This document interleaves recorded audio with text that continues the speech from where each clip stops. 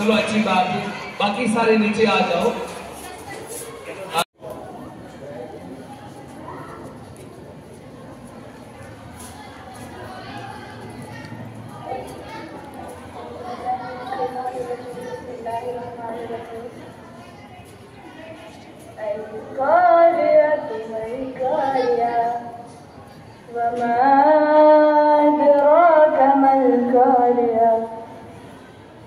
يوم يكون الناس كالفراش المبثوث وتكون الجبال كالعهن المنفوش فأما من ثقلت موازينه فهو في عيشة راضية وأما من خفت موازينه فأمه هاوية وما أدراك ما هي نار حامية صدق الله العلي العظيم.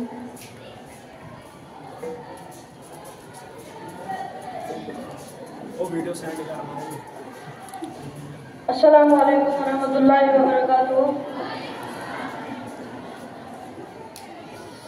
सुकून पाया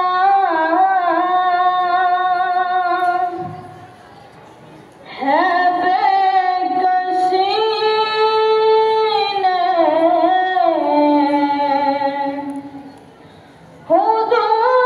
हुदूद गम से निकल गया हूँ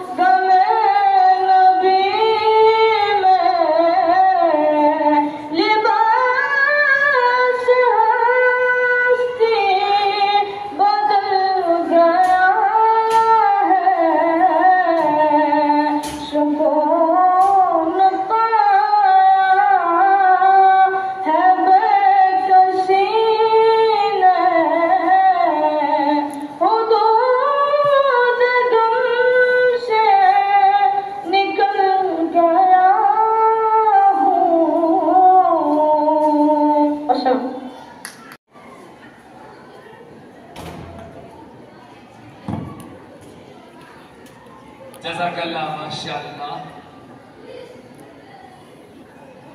अब आपके बीच में आज के मेहमान खुसूसी मैं न सिर्फ अपनी जानिब से आप बच्चों की जानिब से, कश्तवाड़ की आवाम की जानिब से जनाब आला का शुक्रिया अदा करता हूं कि आपने इस्लामिया सुबह को चाइज बनाया है, कुछ कहने के लिए, कुछ बताने के लिए। बस हम भी इसी चीज पे हैं, खौफ खुदा उम्मीद खुदा, इसी पे हम भी इंशाल्लाह चलेंगे। तो डॉक्टर नजीर अहमद जरगर साहब को मैं दावत देता हूं कि वो अपने खूबसूरत बयान से हम सबको मालामाल करें। Welcome sir. जिस अल्लाह ने मुझे मौका दिया आप बच्चों के सामने आने का, उसके बाद इस्लामिया फरीदिया हायर सेकेंडरी का और इंतज़ामिया का बिलखुसूस प्रिंसिपल साहब जनाब आफ्ताब अहमद गाजी साहब का, इनसे मिलकर मुझे इतनी खुशी हो रही है। इनके अंदर जज्बा, शौक और फिर स्टूडेंट्स के अंदर वो जज्बा शौक इनकलकेट करने का जो हुनर है, इनमें अल्लाह ताला इसमें और बरकत करे। और आप बच्चियों और बच्चों से मिलकर भी खुशी हुई। मैं तकरीबन अपने मुल्क के जो बड़े बड़े तालीमी इदारे हैं, यूनिवर्सिटीज़ हैं, कॉलेजेस हैं, और फिर कश्मीर के तकरीबन जितने कॉलेजेस हैं, चाहे प्रोफेशनल कॉलेजेस हो, मेडिकल कॉलेजेस हो, हमारा NIT हो, मैं हर जगह जाता हूँ, लेक्चर देता हूँ। और अभी हमारे जो institute of managing planning and rural development जो KS करते हैं, फिर उसको 9 महीने की ट्रेनिंग होती है UP से पहले। वहाँ में रिसोर्स पर्सन, उनकी काउंसलिंग, उनकी ट्रेनिंग वगैरह उसमें भी जाता हूँ। आप बच्चे छोटे हैं, लेकिन यहाँ आकर मुझे मैं जज्बाती भी हो गया इस प्यारे से बच्चे की इतनी बहुत सुरीली आवाज़, और फिर इस आवाज़ में जो पैगाम है वो इन सब बातों से मेरे जहन में जो बात आ गई अचानक मैं आपके सामने करूँगा। 3 लफ्जों पर मैं चंद मिनटों में बात खत्म करके आपको छोड़ दूंगा। हमारे यहाँ 3 लफ्ज पूरे सिस्टम में इतने अहम है, इनको हम समझ गए, शायद आपका अगला जो मरहला है जिंदगी का, तालीम का, वो आसान हो जाए। मैं जब 9वीं क्लास में पढ़ता था, 9th क्लास में, मुझे याद है मैंने 9th क्लास में अपनी जामिया मस्जिद में जुमा में पहला बयान किया, मुझे याद है। जो सोच थी, जो जहन स्कूल के टीचर ने बनाया, पोस्ट ग्रेजुएशन तक वो जहन था। उसके बाद खुद सोचने पढ़ने लगे, लेकिन दुनिया किसी भी नहीं। बच्चों का जहन इस वक्त बन जाए, इस वक्त उनकी सोच को एक डायरेक्शन मिले, फिर जिंदगी में जो कुछ भी वो करते हैं उसी चीज को डेवलप करते हैं। सोच अभी बनी, ये क्रॉस रोड पे आप होते हो, या कहीं उधर या इधर, ये ऐसा स्टेज होता है आपकी जिंदगी का, यहाँ रास्ता दिखाने का काम टीचर है। हमारे यहाँ 3 लफ्ज पूरे एजुकेशन सिस्टम में इतने अहम है, इनको समझकर आप आगे बढ़ सकते। एजुकेशन,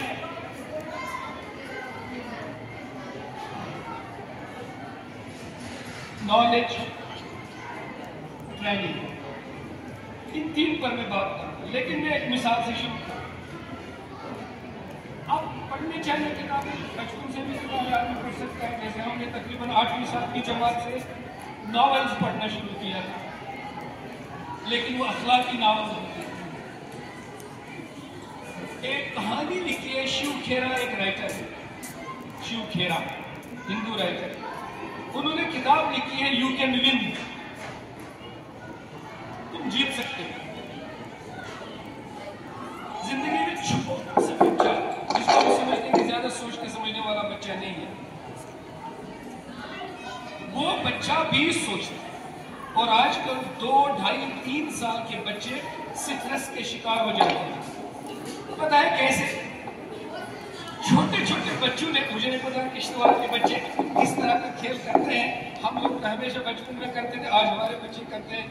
छोटा सा घर बनाया, दरहुंदा बनाया, उसमें इधर चूल्हा लगाया, इधर उसमें हांडी चढ़ा दी, इधर रास्ता बनाया, यहाँ से मेहमान आएंगे, एक छोटा सा बगीचा बनाया, तो अंदर से कोई निकला, चाचा माँ वगैरह, क्या कर रहे हो, शिशु का पैसों भी खराब किया, यूं अपने पैरों से यूं कर दिया, तुमने तो थोड़ा सा इसका तमाशा गिरा दिया, लेकिन इसकी पूरा जो महल है ना वो तुमने गिरा दिया। ये बच्चा सक्सेस का शिकार हो जाएगा। जैसे हमारा पूरा महल बना हुआ कोई आए और उसको तहस-नहस कर दे, तुमने ये सारी जिंदगी का महल उसका। मुझे याद है जब मैं छोटा बच्चा था, अखरोट के दरख्त के बड़े पत्ते होते हैं, वो पत्ते मेरे पास 100 रुपए का नोट था और मैं पूरी दुनिया का सबसे बड़ा अमीर आदमी था। 100 पत्ते मेरे पास थे। ठीक, मेरा बड़ा भाई आया और उनको काट कर फेंक दिया, मुझ दौलतमंद को गरीब बना दिया। हेलो, चूंकि अब ये दुनिया होती है, उसी दुनिया में घुसकर मैं आपसे बात करूं।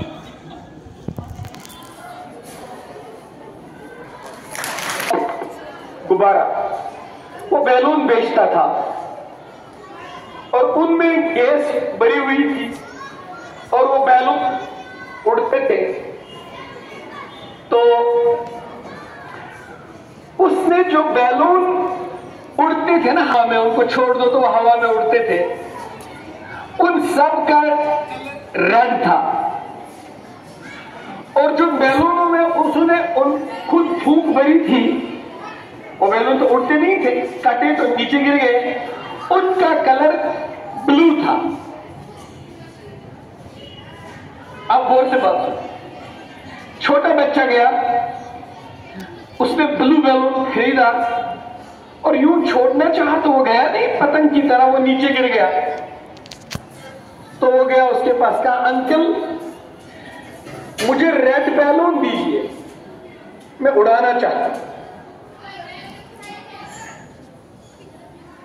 तो पता नहीं क्या था, खुशकिस्मती या बदकिस्मती, एक रेड बैलून में भी फूंकी भरी हुई थी, वही आग आ गया, उसको दे दिया, वो भी नहीं उड़ा, वो गिर गया। उसने कहा कि ऐसा क्या है कि रेड बैलून उड़ा नहीं, सारे रेड बैलून तो उड़ते हैं।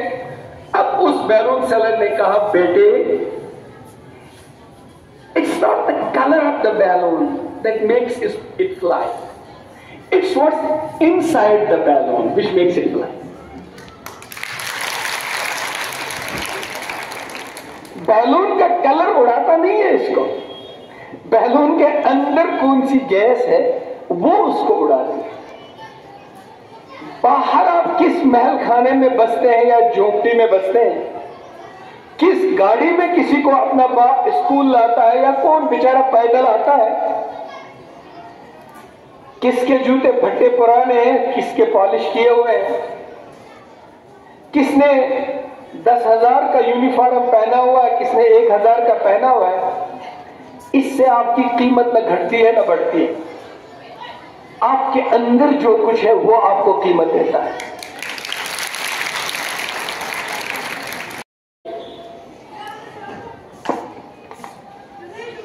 आपने सॉक्रेट्स का नाम सुना होगा, एक बहुत बड़े फिलोसोफर गुजरे हैं, सॉक्रेट्स, सुकरात,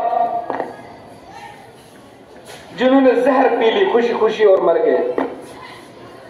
हजरत ईसा अलैहिस्सलाम से तकरीबन 500 साल पहले के हैं ये। हजरत ईसा अलैहिस्सलाम से 500 साल पहले हर सदी में सॉक्रेट्स का इल्म, फर्स्ट सेंचुरी जो हजरत ईसा अलैहिस्सलाम के वहां तक, उसके बाद 21st सेंचुरी जिसमें हम गुजरते हैं, तो ये कितने 100 साल बनते हैं, 2600 ईयर्स। इन 2600 ईयर्स का पूरी नॉलेज कितनी आगे बढ़ी, इस पर मेरे YouTube पर 20 लेक्चर्स हैं। इन पूरी 26 सदियों में पूरे के पूरे 20 से ज्यादा लेक्चर्स हैं, वो तो नहीं बताऊंगा आपको, अब उसका निचोड़ बताऊंगा। ये जो सॉक्रेट्स थे, he was lying once on a roadside, सड़क के किनारे सो रहे थे। बादशाह के महल से एक वजीर आया और वो सड़क से गुजर रहा था, उसको कहीं जाना था। उसने देखा कोई फकीर रास्ते पे सो रहा है, तो उसने उसको जूते की ठोकर मारकर कहा, ओ फकीर रास्ता छोड़ दे, यहां से उठ। तो उसने कहा, जनाब मैं तो एक गरीब आदमी हूं, सो रहा हूं। उसको क्या पता ये सॉक्रेट्स है, मैं सो रहा हूं। जो बहुत ज्यादा जानते होते हैं और इंसानों की हकीकत को जानते होते हैं, उनको आप देखोगे उनमें सिंपलिसिटी ज्यादा होती है, वो सिंपल ज्यादा होते हैं। पैगंबर सब सिंपल होते हैं, और पैगंबरों का इल्म जिनमें होता था वो सब सिंपल होते हैं। क्यों? क्योंकि आदमी का वजन और हकीकत उसके अंदर की चीज होती है, वो बाहर की नकली चीजों से अपने आप को नहीं बनाते हैं। मुझे बड़ा शिकवा है स्कूल के तालीम से कम, माहौल से ज्यादा। यहां तो आकर बड़ी खुशी हुई, उसकी बात भी मैं करूंगा। सॉक्रेट्स की बात से एक बात और निकल गई। एक खातून है यूरोप की, उसका नाम है Margaret Mead, MEAD, Margaret Mead. उसने कहा है, my grand mother wanted me to have an education. मेरी दादी अम्मा चाहती थी कि मैं तालीम हासिल करूं। अब अगला जुमला सुनिए, my grand mother wanted me to have an, तो कहां भेजे, कहां भेजे? अब देखिए क्या कहती है, so she kept me out of school. मेरी दादी अम्मा चाहती थी कि मैं कुछ पढ़ूं, इल्म हासिल करूं, इसलिए उन्होंने मुझे स्कूल से रोक दिया, जाने की इजाजत ना दी। क्या मतलब वो बताना ये चाहती है, पढ़ना लिखना सीखना हो तो स्कूल जाओ, तालीम हासिल करनी है तो स्कूल मत जाओ। क्या बात है, ये क्या कहा? मैं स्कूल से रोकता नहीं हूं, लेकिन स्कूल में क्या रूह डालनी है वो बताना चाहता हूं। लेकिन आप इधर उधर का नजारा ना करें, मुझे सुने, वरना मुझे जल्दी हतक हो जाती है, मैं बैठ जाऊंगा। तो कार्ल मार्क्स, ये सॉक्रेट्स ने उनसे कहा कि मैंने क्या बिगाड़ा आपका, आपने मुझे ठोकर मारी। तो उन्होंने कहा कि अंधे हो, एक तो सड़क पे बैठ के जाहिल हो, सो रहे हो, रास्ता बंद कर दिया है, अंधे हो, दिखाई नहीं देता मैं कौन हूं। उन्होंने, she was wearing a royal रोब, उनका सरकारी बड़ा रोब, ये ना वो कपड़ा पहना हुआ था, और कोई सोने का चेन भी लटका था, नेकलेस। तो उन्होंने उससे कहा, तुमको दिखाई नहीं देता मैं कौन हूं? तो उन्होंने आंखें मूंदते हुए कहा, जनाब मैं तो देख रहा हूं, ये तो आपके कपड़े हैं, आप कौन है वो ठोकर से ही पता चला। कभी कभी बहुत भले कपड़ों के अंदर भला आदमी बसता नहीं है, और कभी कभी बहुत फटे पुराने कपड़ों के अंदर बहुत ही अजीम इंसान बसते हैं। अब ये देखना है कि तुम किस चीज की कीमत रखते हो। क्या मतलब? जो आदमी जाहिरी फैशन को इख्तियार करता है कि मैं कुछ लगूं, इसका मतलब है कि उसका अपना अंदर इंट्रिंसिक कुछ भी नहीं है, वो जाहिर बनाव सिंगार से अपने को कुछ साबित करना चाहता है, अंदर कुछ नहीं। मुझे बचपन का वाकया याद आता है, हमारे यहाँ एक आदमी था, जब मैं छोटा था तो वो कभी श्रीनगर से हमारे गांव आता था। मैं तब सोचता था कि हर पेन 1-1 डिग्री के बाद ही चढ़ता है। मुझे नहीं मालूम था कि ज्यादा से ज्यादा एकदम उसको 2 पेन रख सकते हैं आदमी, एक रेड एक ब्लू, लेकिन उसने 8-10 रखे हुए थे। मेरे बाप ने कहा, मालूम है? मैंने कहा क्या? इसकी कोट पेन जबरदस्त। कहा ये अनपढ़ है, और जाके देख लो इसकी सारी पेन का कैप है, पेन है ही नहीं।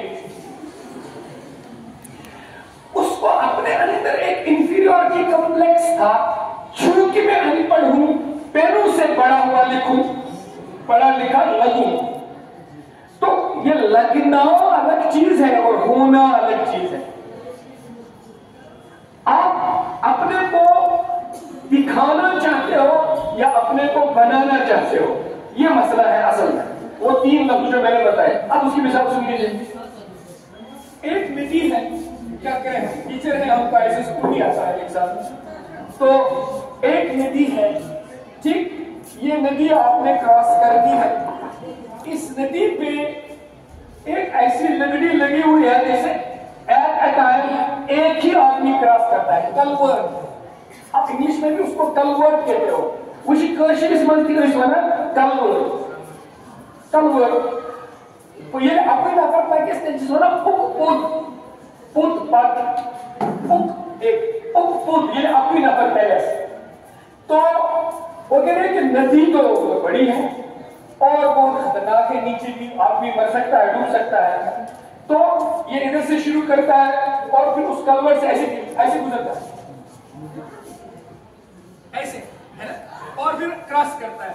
तो वो कहते हैं कि ये आदमी स्टूडेंट है और ये कलवर तालीम है। ये कलवर तालीम हासिल करना मामूली बात नहीं है, स्कूल में यूं हो जाता है। और जब वो पार मंजिल पे पहुंच जाएगा वहां इल्म है, तालीम इल्म नहीं, तालीम वो कलवर्ट है जिसको क्रॉस संभलते हुए करना है और आगे इल्म मिलेगा। क्रॉस न कर पाए तो गिर जाओगे और खत्म। कहा कि फिर अब क्या करता है ये, अभी ऊपर रस्सी है तो कलवर्ट तो आराम से यूं रस्सी पकड़ कर क्रॉस करता है। कहता है ये रस्सी है क्या, ये रस्सी नहीं। एजुकेशन तब इल्म हासिल कर सकती है जब इसके साथ तरबियत की रस्सी हो। तरबियत की, अब कहानी सुनकर खत्म करता हूं, तो जब आप कहेंगे कि नहीं तसल्ली नहीं हुई तो आगे बढ़ूंगा। मुझे अंदाजा है कि आप लोग खुद छावों में हो और मुझे धूप में रखा है। इस स्कूल में बच्चों के सामने और आप लोगों का जोश देखकर मेरा सीना खुल रहा है। आप ये बात सुनिए और ये बात मैं आगे ले जाऊंगा। मैं चूंकि मैं एक परमानेंट कॉलमिस्ट भी हूँ अखबार में, पहले खुद अखबार लिखा करता था, बस अखबारों में लिखता हूँ, तो हो सकता है आपका तज़किरा है। कल एक शायर सामने होने का मेरा मेरे बच्चों, प्यारे बच्चों, मैंने एक कहानी पढ़ी है, अक्सर बच्चों को सुनाता हूं। ये यूपी के एक कॉलेज की कहानी है, वहां हॉस्टल हुआ करता, जैसे यहाँ हॉस्टल भी है। वहां के एक स्टूडेंट ने लिखा है और वो रिपोर्ट मैंने पढ़ी है। उन्होंने कहा एक ये जरूर है कि आप स्कूल जहां होता है, हॉस्टल किसी कंट्री साइड में होता है, यानी ऐसे सीरीन माहौल में जहां खामोशी हो। अक्सर जिन लोगों ने इंसानों को तालीम और सही सोच से हमकिनार करने की मेहनत की है, उन्होंने दुनिया की हसल बसल से दूर फजाओं में तालीमी इदारे बनाए। क्यों? अल्लामा इकबाल लिखते हैं, मदरसे में तेरी आंखों से छुपाया जिनको, खलवते को बयाबा में वो राज है पाश। किताब पढ़ना तो सबको आता है, दुखी चेहरे पढ़ना आपको आता है, किसी का दुख सुख चेहरों से पढ़ना आता है। बहुत सारे लोग ऐसे हैं जो सबको हंसाते हैं लेकिन खुद रो के घर से निकलते हैं। ऐसे भी बहुत सारे लोग हैं। आपको ये हुनर हो, आप में ये गुण हो, फिर आप किसी के काम आए। और उसने उस किताब में लिखा है, अंग्रेजी में वो लिखा था उन्होंने लिखा है कि हम जब हॉस्टल में जाते थे, मेस में रोटी खाते थे, रोटियों के टुकड़े कॉलेज की जो मेस है, हॉस्टल है, हॉस्टल की छत पे फेंकते थे। जंगल से बंदर आते थे, वो रोटियों के टुकड़े खा कर आगे हो गए थे। हमारे हॉस्टल की छत के ऊपर रस्सी लगी हुई थी, उस पर हम कपड़े धोकर उस पर धूप से सुखाते थे और बंदर ना सिर्फ एक रोटी खाते थे, उसके बाद आते थे और हमारे कपड़ों के छितरे निकालते थे। हम कॉलेज के स्टूडेंट तंग आ गए और हमने कहा कि बंदरों का क्या हम करें। एक दफा हमने क्या किया, हमने पूरी की पूरी सोची 50-60 रोटियां लाई, उनमें जहर मिला दिया और छत पे डाल दिया और खुद दूसरे तरफ से देखने लगे कि आज बंदरों का सत्यानाश करती है। तो बंदर आए, सबसे पहली बात आएगा, पहले तो टुकड़े हुआ करते थे, आज तो पूरी की पूरी रोटियां हैं, दाल में कुछ नहीं, ये तो पूरी की पूरी दाल का है ना। अच्छा, अभी तो टुकड़े थे, पूरी रोटी में कोई फंसाना चाहता है, खाई नहीं। हमने कहा तो भागे बंदर भागे तो उधर से 5-8 लीडर आए, यूं चलते चलते बंदर। उन्होंने उन 50-60 रोटियों का सूंघा तो वापस चले गए। अब भूखे हैं ना, भूखे हैं, पहले जंगल की रोटियां खाते थे, जब से लोगों की रोटियां पड़ी तो अपना नेचुरल गिज़ा भूल गए और उन्हीं वो ना लीक की रोटियां, उसी का इंतजार करते हैं बंदर। कभी रोडों पे आते हैं, मर भी जाते हैं। जब दूसरे की रोटी पे नजर पड़ती है तो आदमी ऐसा ही करता है। तो जब वो आगे और ये 5-8 वापस चले गए, उन 5-8 के साथ 10-20 बंदर आ गए। उनके मुंह में, हर एक के मुंह में कुछ जड़ी बूटी, उसको सामने रखा, हर एक ने पूरी रोटी खा ली, ऊपर से जड़ी बूटी खाई और यूं चल दिए, ना मरे भूखे ना मरे प्यासे। अब कहानी खत्म। इसका मारल क्या है? इसका मारल मेरी प्यारी बेटियों, मेरे बच्चों, ये है, रोटी न खाते तो मर जाते, खाते तो मर जाते। स्कूल न जाए तो जाहिल अनपढ़ मर गए, जाए तो बहुत कुछ बेहयाई मर गए उधर भी। यानी स्कूल से जो रोटी मिलती है वो जहर वाली मिल गई, खाए तो मरे, ना खाए तो मरे, घर बैठे तो जाहिल, स्कूल जाए तो तबाह। क्या करें? तो उन्होंने क्या किया, उन्होंने कहा भाई जड़ी बूटी साथ रखो, फिर रोटी खाने में प्रॉब्लम नहीं। अब हम जब बच्चों को स्कूल भेजते हैं, घर से एक जड़ी बूटी और साथ दे, बस फिर खा ले रोटी, फिर जाए कॉलेज, फिर जाए यूनिवर्सिटी, हमारी बेटियां, हमारे बच्चे सब जाए, एक जड़ी बूटी है, वो उस्ताद के हाथ में और वो बाप के हाथ में, वो माँ के हाथ में, वो है सही तरबियत, सही हया, शर्म, इंसानियत, दुख से भरे हुए लोगों के काम आना।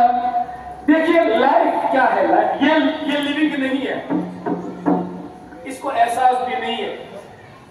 कहते हैं जिंदगी है जिंदा होने का एहसास, जिंदगी है जिंदा होने का, और हयर जिंदगी है दूसरों के लिए जीना, अपने लिए नहीं, दूसरों के लिए मैं ऐसे जीऊं कि किसी के काम आ सकूं। ये जज्बा लेकर के जब मैं पढ़ता हूं, मेरी हर फील्ड में पढ़ाई में एक मंजिल बन जाती है कि मैं जहां भी चला जाऊं, मैं डॉक्टर बनूं, इंजीनियर बनूं, प्रोफेसर बनूं, उस्ताद बनूं, कोई सोसाइटी का काम करने वाला बनूं, मैं लोगों के काम आऊं। ये काम आने का जो जज्बा है, इसको एक लफ्ज दिया गया है आजकल की टर्मिनोलॉजी में, काम आने का जज्बा। इसको एक लफ्ज अगर मैं आपसे पूछूं क्या देंगे आप, बहुत तहकीक के बाद माहिरीन तालीम में एक लफ्ज दिया इसको, इंसानियत। तो जो पढ़ा लिखा हो इंसानियत नहीं है, पढ़ा लिखा तो है, तालीम याफ्ता नहीं है। तो ये वो तालीम है जो घर से निकले थे तो क्रूड निकले थे, और एजुकेशन के कलवट से चलते चलते तरबियत का हाथ पकड़ते पकड़ते वहां पहुंचे जहां इल्म मिला, और जब लोगों से मिले तो आपको इंसान, और ये सबक मिलता है। सबसे पहली बात ये सबक मिलता है। एक ऐसी फार्मूला बता दूंगा, शायद सारी जिंदगी काम आएगी। जब आप साइंस का नाम लेते हो, ये माइक सामने है, वो फैन आपके रूम में है, ये घड़ी आपकी कलाई में है, वो गाड़ी आप जिससे आप आते हो, जो भी आप ये सुविधाएं, ये फैसिलिटीज यूज करते हो, तो आपको साइंटिस्ट याद आते हैं। है ना। मैं एक अजीब बात बताऊंगा। बताइए, हम जब ग्रेविटेशनल पुल को डिस्कवर किए तो इसको किसका लॉ बोलते हैं? Newton's law. ये क्यों न्यूटन का लॉ है? उसने बनाया, जमीन कशिश करती है और न्यूटन ने बताया जमीन का ग्रेविटेशनल पुल है, और this is called as Newton's. क्या जब न्यूटन पैदा नहीं हुआ था जमीन कशिश नहीं करती थी? जमीन खींचती थी तब भी। तो ये कानून तब भी था जब न्यूटन नहीं था, लेकिन इसे न्यूटन लॉ क्यों कहा जाता है? क्योंकि न्यूटन पहला आदमी है जिसको इसकी तरफ तवज्जो हो गई, वरना लॉ पहले मौजूद था, कानून पहले मौजूद ही था। इस तरह हकीकतें और नसीहतें जो आदमी देता है वो उसका एजुकेशनिस्ट बनता है, वो थिंकर बनता है, लेकिन वो हकीकतें पहले से मौजूद होती है। अब सुनो कैसे, ये गाड़ी देखकर साइंसदान याद आता है, ये माइक देखकर साइंस याद आती है, लेकिन अगर आपकी दुनिया हो, आपका घर हो, वहां गाड़ी भी है, वहां फैन भी है, वहां प्योरिट भी है जिसे पानी प्योर करके आप पीते हो, वहां माइक भी है, वहां घड़ी भी है, वहां सब कुछ है, लेकिन वहां कोई बच्ची बीमार हुई, टैबलेट देने वाला कोई मानता ही नहीं है मैं टैबलेट तो बीमार होगी ना होगी। कोई प्यार देने वाला नहीं, कोई हमदर्दी देने वाला नहीं, कोई आपके आंसू पूछने वाला नहीं, कोई आपका गम सुनने वाला नहीं, कोई आपके काम आने वाला नहीं। उस बड़े घर में जहां सब कुछ है और एक झोपड़ी है जहां सिर्फ गड़ा है पानी का, और वहां फैन नहीं, और वहां कालीन नहीं, वहां गाड़ी नहीं, लेकिन वहां एक हमदर्द मां रहती है। आपको कौन सा घर पसंद है? आपको कौन सा घर पसंद है? वो सब फैसिलिटीज वाला बंगला या वो मां वाली झोपड़ी? क्यों? वहां प्यार है और वहां चीजें हैं। चीजें, जिन लोगों ने पढ़ाई की, साइंस पढ़ी, चीजें दी, प्यार और मोहब्बत कहां से आती? मां के दिल में किसने डाली?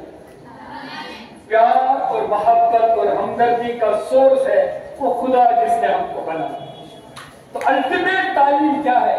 जब तुम हर चीज को पहचान गए, साइंसदान की मेहरबानी को पहचान लिया, न्यूटन साहब की मेहरबानी को पहचान लिया, एडिसन के बल्ब को देखकर एडिसन पर रहम आने लगा, तो जिसने सबकी माओं के दिलों में मोहब्बत डाल दी, उस खुदा की कभी याद ही नहीं आई। आपको तालीम याफ्ता कह सकते हैं? कह सकते हैं? वो तो मुझे याद ही नहीं आया। वो देखो जरा, कुत्तियां हर किसी के बच्चे को काटती है, अपने बच्चों को जिन दांतों से उठाती है उसको जख्म भी लगने नहीं देती। किसने डाली उसने बात? हमने देखा जो माँ कॉलेज यूनिवर्सिटी से निकलती है और ऐसे नाज नखरे से चलती है, उसके माथे पे मक्खी बैठे तो यूं, कपड़े पे बैठे तो यूं, गर्दा लगे तो यूं चेंज करेगी 2-3 कपड़े जोड़े एक दिन में।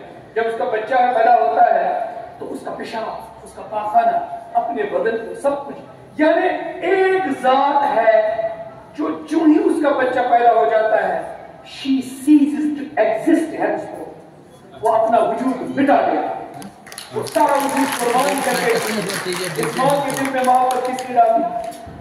अगर कल को तुम बहुत बड़े आदमी बन गए, तुम्हें सब कुछ याद रहा, अपना कैरियर याद रहा, सब कुछ याद रहा, लेकिन एक जात को भूल गए, वो मां थी जो तुम्हारी शख्सियत के पीछे अपनी जात मिटा चुकी है, वो याद ही नहीं। तो आप पढ़े लिखे बन गए और जिस खुदा ने वो मां दे दी वो भूल गए। ठीक है, अब मेरी पूरी लेक्चर का बॉटम लाइन क्या है? बॉटम लाइन ये बस, अब कशिश पर शायर मोहम्मद वाव सुबह मदरसुक वस्तावा दोनों एक ग्रेड है। वाव सुबह मदरसुक वस्तावा दोनों एक ग्रेड है। वाव कबरावान बुलंद, वस्ताद हुस्नावा दिलन।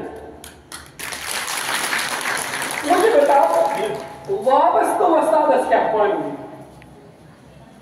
सुबह वाव ना मॉर्निंग कूल ब्रीज, जब वो चलती है ना, सुबह की ब्रीज जब चलती है ना, तो सोए हुए आंख खोलते हैं, खोल आंख, जो जमीन आंख खोलता है, जमीन दे, फलक दे, फजा दे, मशरिक से उभरते हुए सूरज को जरा दे। ठीक, तो इसमें ख्वाब से बेदारी की तरफ आता है, मौत से जिंदगी की तरफ आता है, गफलत से बेदारी की तरफ आता है, जहालत से, उसकी तारीकी से इल्म की रोशनी की तरफ आता है। जब सुबह की नसीम, बाद नसीम, सुबह की ब्रीज चलती है, जैसे सुबह की ब्रीज गुलों में, फूलों में, मुरझाए हुए उन ट्यूलिप गार्डन्स में जिंदगी डालती है, वैसे जहालत से और जहालत के अंधेरे से तारीकी में डूबे हुए मुर्दा दिलों को उस्ताद की तालीम तरबियत जिंदगी देती है।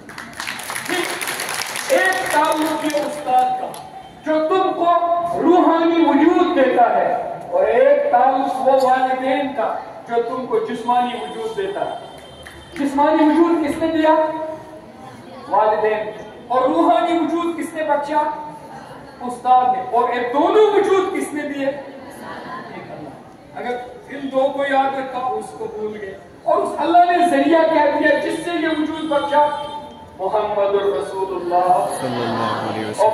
और आपका पूरा का पूरा एडिटिंग जो होता है रहमतुल लिल आलमीन, यानी सब जो क्लाइमेक्स है आप सल्लल्लाहु अलैहि वसल्लम का, वो है रहमत। क्या है?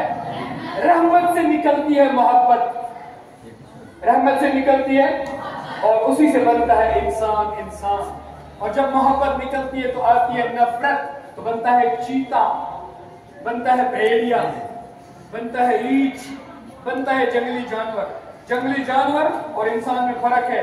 मोहब्बत का सोर्स है रहमत, रहमत का सोर्स है अल्लाह, अल्लाह ही से आता है। इल्म, इल्म 3 लफ्जों से बना है, ऐन, लाम, मीम, उसके बाद नून, उसके बाद वाव, है ना। अब चलिए, इल्म, लाम, मीम को मिलाओगे तो इल्म बनेगा, और अगर नून को बीच में छोड़ोगे तो मीम के बाद वाव आएगा, तो मीम की जगह वाव को डालो, क्या बनेगा? ऐन, लाम, वाव, क्या बनेगा? उलू। उससे आएगा तकब्बुर। जो इल्म पढ़ेगा, डिग्री हासिल करेगा, ऊपर का ऑफिसर बनेगा, उसको तकब्बुर भी आएगा। नीचे रहो, नीचे रहो, पीछे साहब बिजी है, इधर रहो, है ना। तो क्या आएगा? तकब्बुर। कहा नहीं, वाव तक जाने ना दो, नून बदल दो। इल्म, लाम और नून जो है, इल्म के बजाय इसका नून मिला दो, नून से आती है नदामत। इल्म के साथ नदामत इख्तियार करोगे तो उलू के माने बदल जाएंगे। उलू के माने हैं बुलंद। तो अल्लाह निचली सत्ता से उठाएगा और इंसानियत की बुलंदी ऊपर। ये ऐसा सबक है जिसे जिंदगी में ढालो, नियतें दुरुस्त करो। और ये तो सब कुछ नकली चीजें दुनिया में है जिसका एक नाम दिया जाता है फैशन। मैं एक कॉलेज में गया, वहां ड्रग एडिक्शन का प्रोग्राम था। मैं पुलिस की तरफ से भी ड्रग एडिक्ट्स को काउंसलिंग करता हूँ। वहां बड़ा कंट्रोल रूम है, पुलिस कंट्रोल रूम श्रीनगर, मैं ड्रग एडिक्ट्स की काउंसलिंग करता हूँ। मैं वहां गया तो प्रिंसिपल साहब ने कहा जो बच्चे ड्रग करते हैं उनके पास भी मत जाओ। मैं जब अपनी बात करने गया, मैंने कहा प्रिंसिपल साहब मुझे लगता है कि ये देखना चाहिए कि इनको ड्रग एडिक्ट बनाया किसने।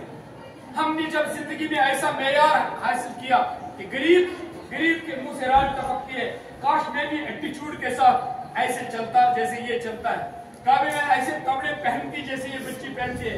मेरा भी कोई ऐसा घर होता कि मेरे पास दोस्त आते, मैं भी लोगों को दिखाता कि मैं बड़े बाप का हूँ। जब हमने पॉम्प एंड शो सोसाइटी में किया तो गरीब के अंदर हसरत रह गई और वो टेंशन का शिकार हुआ और वो ड्रग करने पर मजबूर हुआ।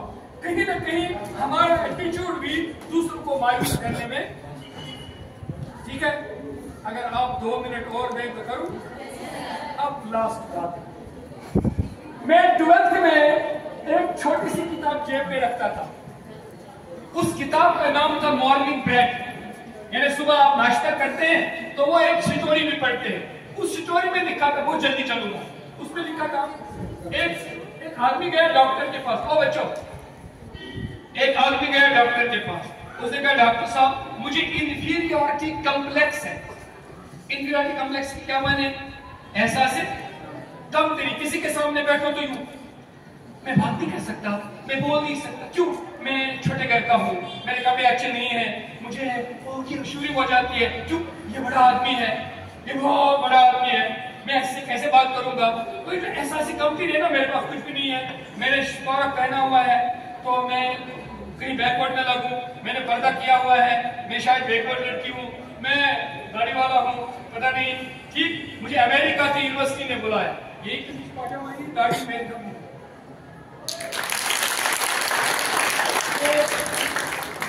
तो मेरे दोस्त थे, वो कंप्यूटर साइंस के साइंटिस्ट हैं, 2 दिन कॉन्फ्रेंस में आए कमीज पाजामा लगाकर, जितने मुसलमान वहां थे सब ने चूमा, न्यूयॉर्क में था, सब जगह चूमा।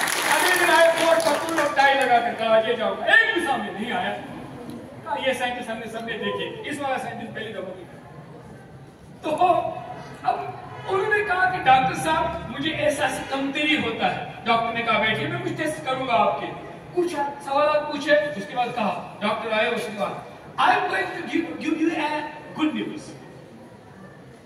But at the same time a bad news also.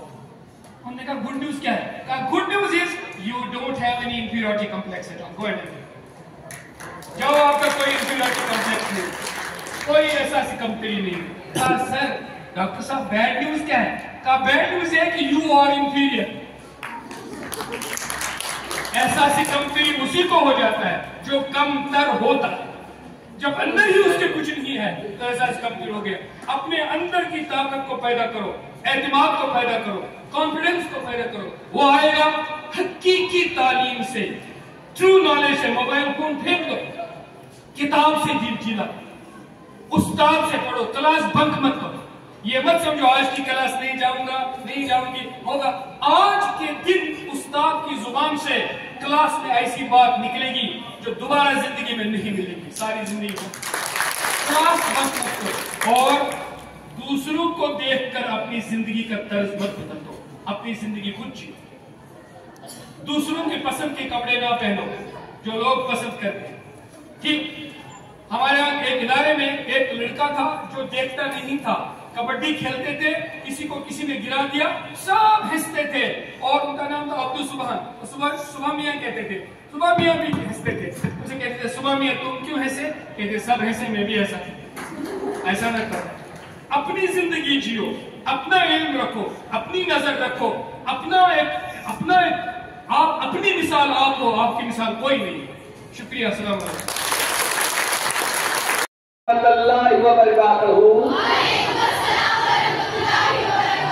शुक्रिया डॉक्टर नजीर अहमद जरगर साहब।